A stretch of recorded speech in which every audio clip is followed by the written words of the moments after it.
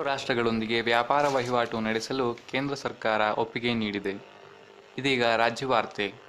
ಉಕ್ಕಿನ ಸೇತುವೆ ನಿರ್ಮಾಣಕ್ಕಾಗಿ ಮರಗಳನ್ನು ಕಡಿಯಲಾಗಿದ್ದ ಹಿನ್ನೆಲೆಯಲ್ಲಿ 60,000 ಸಸಿಗಳನ್ನು ನೆಡಲಾಗಿತ್ತು.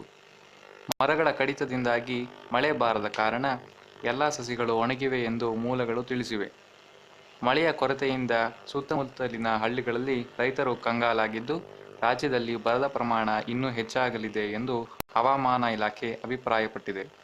ಇದಕ್ಕೆ ಪ್ರತಿಕ್ರಿಯಿಸಿದ ರೈತಪರ ಸಂಘಟನೆಗಳು ಹಾಗೂ ಸಮಾಜಪರ ಕಾರ್ಯಕರ್ತರು ಉಗ್ರ ಹೋರಾಟ ನಡೆಸುವುದಾಗಿ ತಿಳಿಸಿದ್ದಾರೆ ಹಾಗೂ ಈ ಸೇತುವೆ ನಿರ್ಮಿಸುವ ಅಗತ್ಯವಿರಲಿಲ್ಲ ಎಂದು ಹೇಳಿದರು.